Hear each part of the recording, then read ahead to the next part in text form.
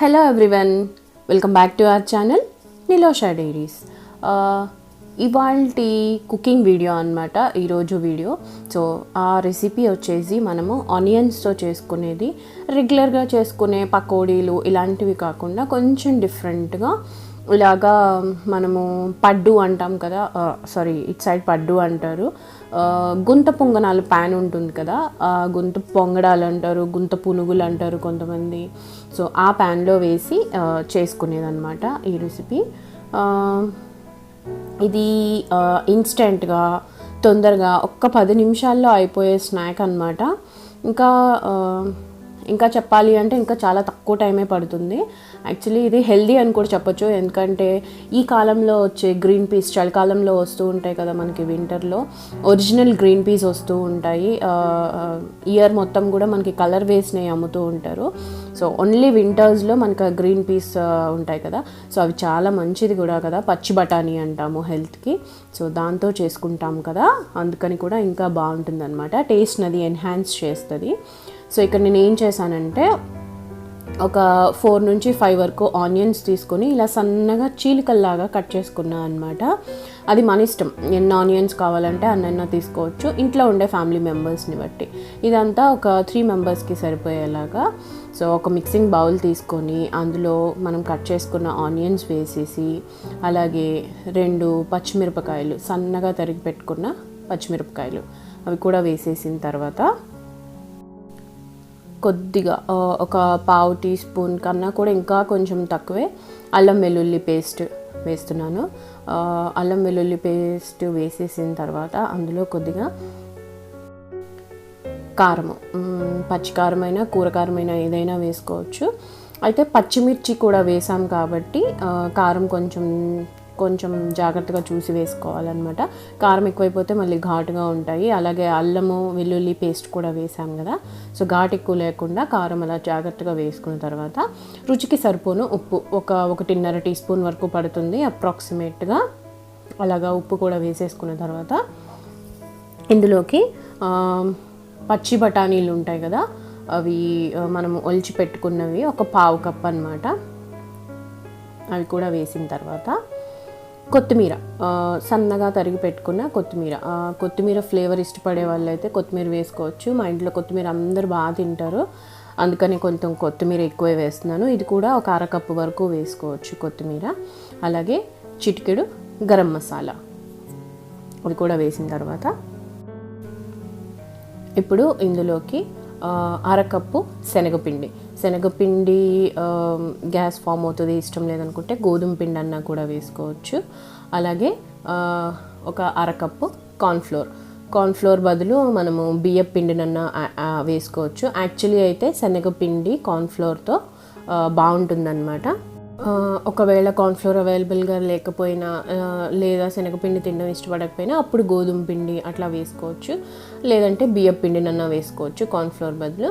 So ఇవన్నీ వేసేసుకున్న తర్వాత మనం మామూలుగా పకోడీలకి ఎట్లా అయితే కలుపుకుంటామో అలాగే ఆనియన్స్ని కొంచెం మెత్తగా చేస్తూ, ఆనియన్స్ మనం కలుపుతూ ఉంటే అందులోంచి లైట్గా వాటర్ వస్తూ ఉంటాయి కదా, సో అలాగా మొత్తం అంతా కూడా కలిపేసుకోవాలి.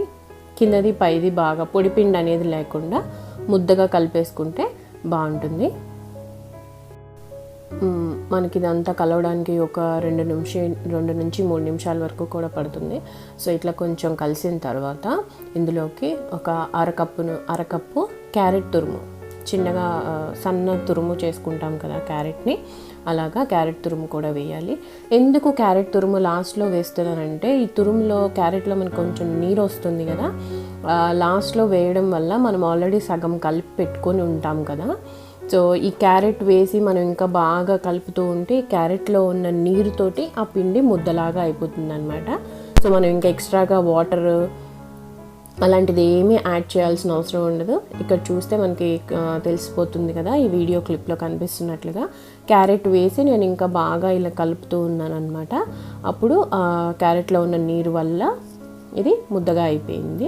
సో మనకి దీనికి కన్సిస్టెన్సీ చెప్పుకోవాలి అంటే కనుక పకోడీలకి ఎట్లా అయితే మనం వదులుకుంటామో అట్లా కూడా అవసరం లేదు.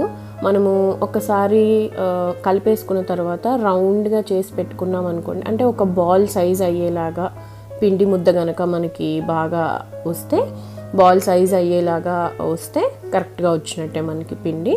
సో అలా ఒకసారి చెక్ చేసుకుంటున్నాను నేను. ఇలాగా నాకు వచ్చింది.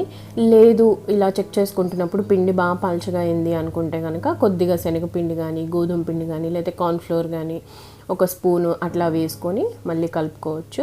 సో ఇదంతా అయిపోయిన తర్వాత కొద్దిగా ఆయిల్ వేసి మరొక్కసారి బాగా కలిసేలాగా కొంచెం ఆయిల్, ఒక చిటికెడు వేసి కలుపుకొని మూత పెట్టేసి ఒక 10 నిమిషాల పాటు అలా పక్కన వదిలేసాము అంటే ఆ పిండి అంతా బాగా కలిసి ఇంకా బాగుంటుందన్నమాట. తర్వాత ఒక 10 నిమిషాల తర్వాత మనం చేతులకి కొంచెం నెయ్యి కానీ లేకపోతే నూనె కానీ ఇట్లాగా మన చేతులకి అప్లై చేసుకొని, ఇప్పుడు ముందుగా చెప్పినట్టుగా రౌండ్ బాల్స్ మనం గుంత పొంగనాలకి చేసుకుంటాం కదా, అలాగా ఇలా రౌండ్ బాల్స్ లాగా చేసుకొని పక్కన పెట్టుకోవాలి. అయితే నాది ఆ పొంగనాల ప్యాన్ కొంచెం చిన్నదనమాట, అందుకని నేను చిన్నవి చేసుకుంటున్నాను. ఆ ప్యాన్ సైజుని బట్టి, ఆ గుంత సైజుని బట్టి మనము ఈ ఉండ అనేది చేసుకుంటే సరిపోతుంది. సో ఇలాగ మొత్తం ఈ పిండిని అంతా కూడా ఇట్లా చేసేసుకొని పక్కన పెట్టేసుకుంటున్నాను.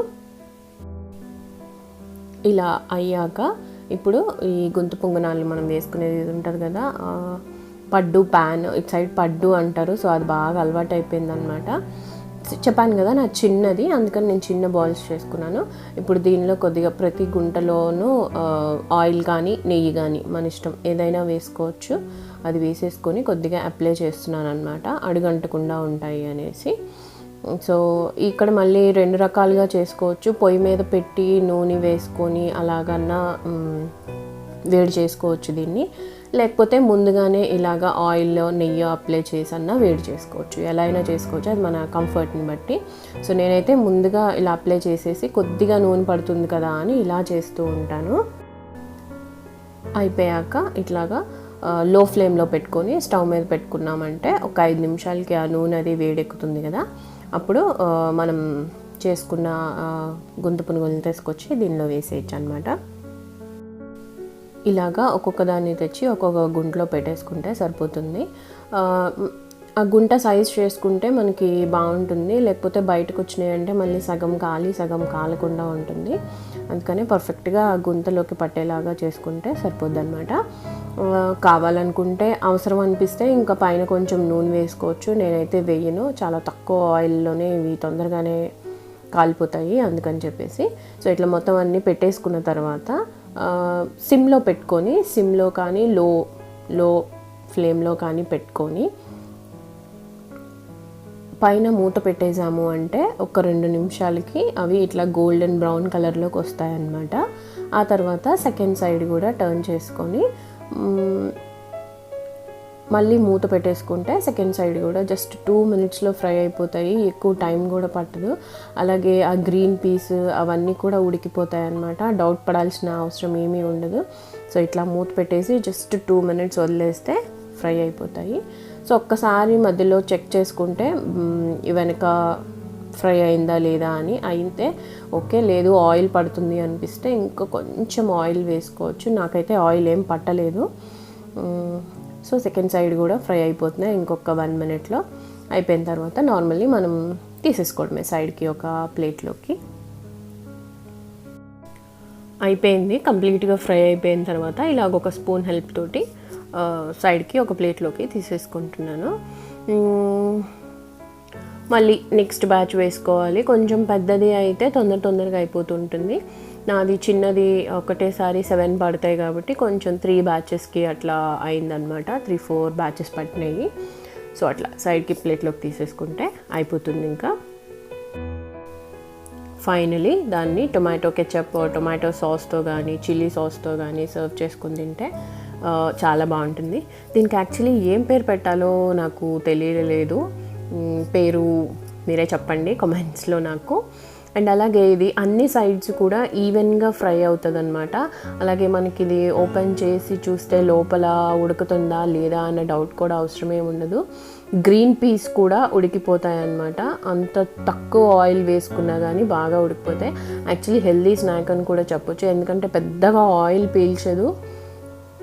అలాగే మనం గ్రీన్ పీస్, క్యారెట్ ఇవన్నీ వేసుకున్నాం కాబట్టి, కొత్తిమీర ఇవన్నీ వేసుకున్నాం కాబట్టి మన హెల్త్కి కూడా మంచిదే. సో తప్పకుండా ట్రై చేయండి ఈ స్నాక్ని. పర్ఫెక్ట్గా ఉంటుంది ఈవినింగ్ టైము, అలాగే తొందరగా కూడా అయిపోతుంది. మనం అన్నీ కట్ చేసి పెట్టుకుంటే 2 minutesలో ఫ్రై అయిపోయినాయి కదా.